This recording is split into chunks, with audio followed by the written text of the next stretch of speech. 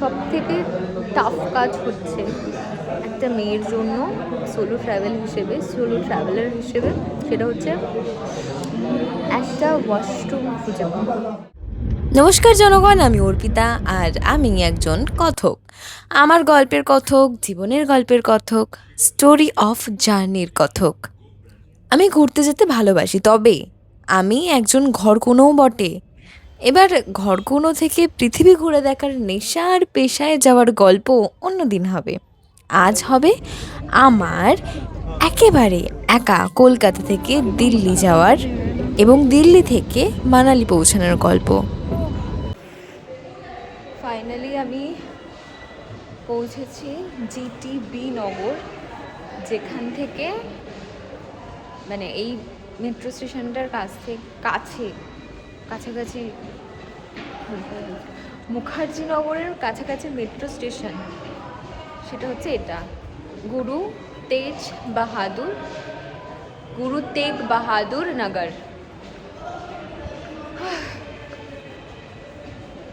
আমি ভেবেছিলাম আমি একা এসেছি, সবাই তাই জানে আমি একা এসেছি, কিন্তু অ্যাকচুয়ালি আমি একা আসিনি।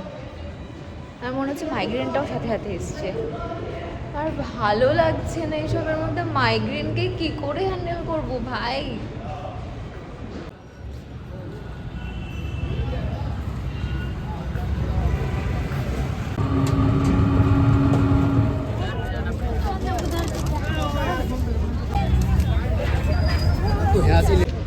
ছাব্বিশে জানুয়ারির দিন ভিড় হবে না, তার কবে ভিড় হবে? 15ই আগস্ট ভিড় হবে। তো পিছনে এই যে এয়ার গেট, আর এখানে প্রচণ্ড সাউন্ড হচ্ছে কারণ এখানে প্রচণ্ড মানুষজন এসছে আজকে। আর এখানে এখন ভিতরেও ঢুকতে দিচ্ছে না, এখানে এদের ভিতরে ঢুকতে দেওয়ার সিস্টেম আছে, কিন্তু আজকে সেটা বন্ধ করে দিয়েছে। মানে এখন এই মোমেন্টে বন্ধ আছে। তো আমি এখানে এসেছিলাম, একা এসেছি, তো সেই জন্য ভালো ভালো ফটো তুলতে পারিনি। কিন্তু এখানে যে ফটোগ্রাফার দাদারা রয়েছে 30 টাকা করে নিচ্ছে ফটো। আমি কয়েকটা ফটো তুলেছি, আমার খুব ভালো লেগেছে ফটোগুলো। তো আজকের দিনে এখানে আসতে পেরে বেশ ভালো লাগছে। অনেকগুলো টাকা খরচ হলো, বাট ঠিক আছে। ভিতরে গিয়ে সামনেটা দাঁড়াতে পারলে আরও ভালো লাগছে।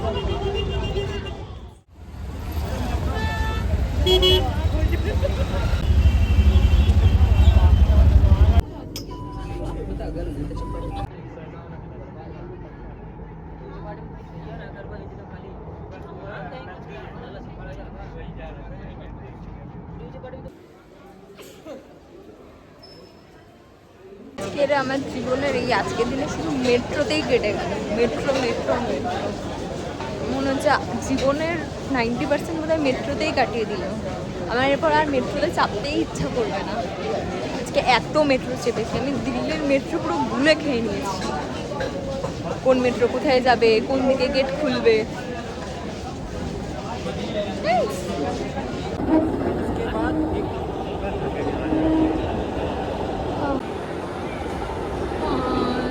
এখন 4:15 ক্রস করে গেছে, আর এখন আমি লাঞ্চ করবো।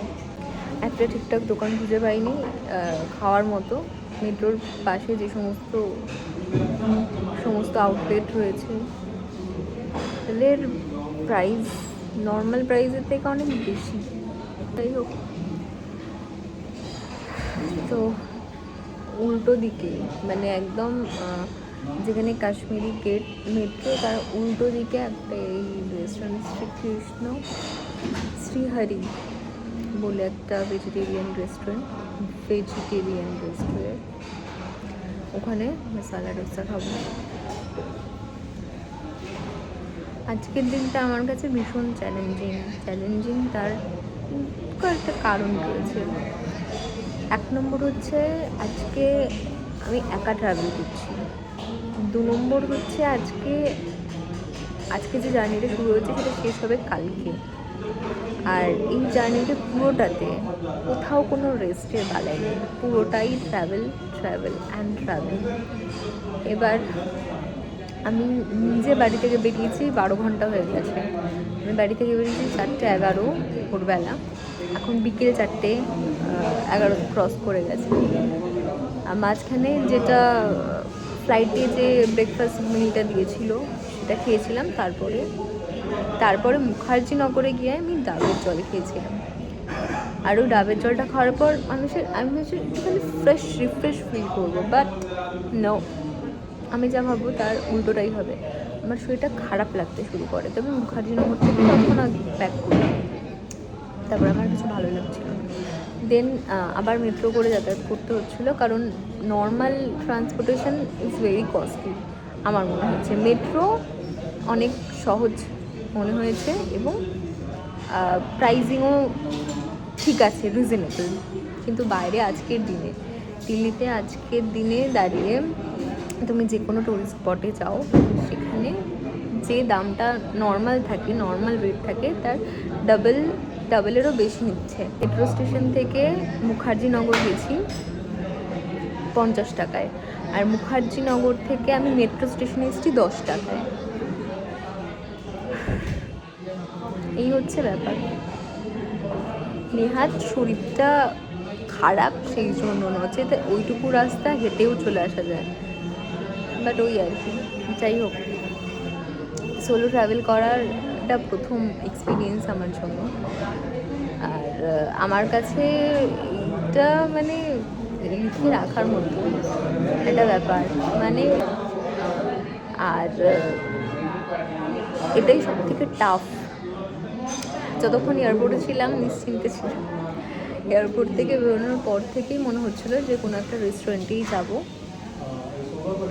নর্মাল স্ট্রিট ফুড খাওয়া যেত, কিন্তু শুধুমাত্র ওয়াশরুম ইউজ করার জন্য, এই প্রয়োজনীয়তার জন্যই রেস্টুরেন্ট ভিজিট করা। এবার আমার বাস রয়েছে মানালি, মেন যে উদ্দেশ্য নিয়ে বেরোনো মানালির গ্রুপ ট্যুরের সঙ্গে জয়েন করাটাই মেন লক্ষ্য।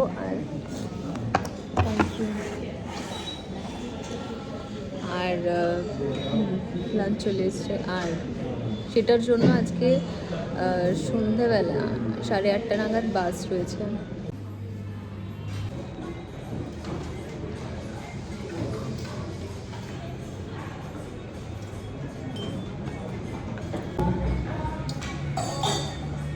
Finally reached to bus terminal. Welcome to ISBT Kashmiri Gate. বাস খুঁজতে গিয়ে হারিয়ে গেছি। বাস আছে দেরিতে, বাট আমি খুঁজে রাখছি যাতে তখন তাড়াহুড়ো করে মরতে না হয়। যাই হোক, বড় ডাকযুদ্ধ চলছে এখানে, বিরাট বড় বাস ডিপো এটা।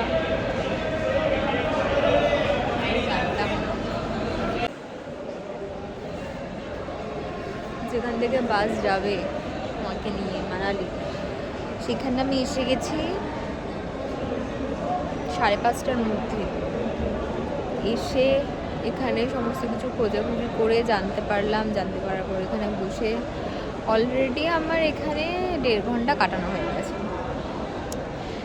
এবার আমার এত ঘুম পাচ্ছে আর টায়ার্ড লাগছে, 10 মিনিটের জন্য আমার চোখও লেগে গেছিলো, বাট সেটা ঠিক হবে না।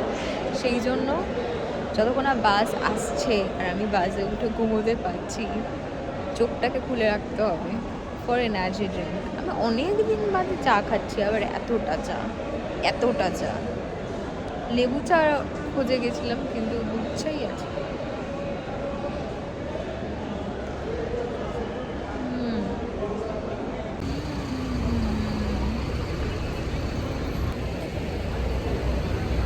দিকে একের পর এক বাস আসছে।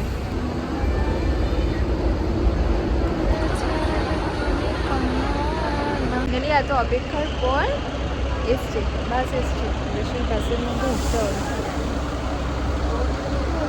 রাতে ডিনার নেওয়া হয়নি, যদি ওখানে কোনো ইয়েতে থামে ভালো, যদি না থামে তাহলে প্রোটিন বার খেয়ে জল খেয়ে ঘুমিয়ে পড়বো।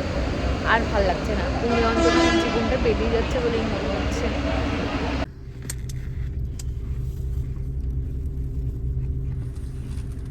গুড মর্নিং, আমি মানালি পৌঁছে গেছি অবশেষে।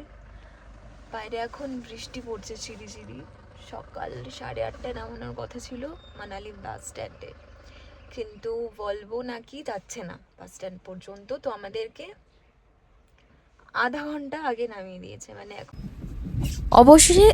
অবশেষে দীর্ঘ পথ অতিক্রম করে মানালি পৌঁছানো গেছে। তবে এই যে দৃশ্য, এই দৃশ্য কিন্তু এখনের নয়, এই দৃশ্য 2026-এর জানুয়ারি মাসের 27 তারিখের।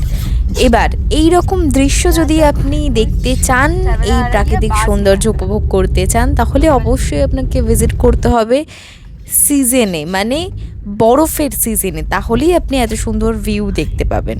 আর বাকি ইনফরমেশন পরের গল্পে।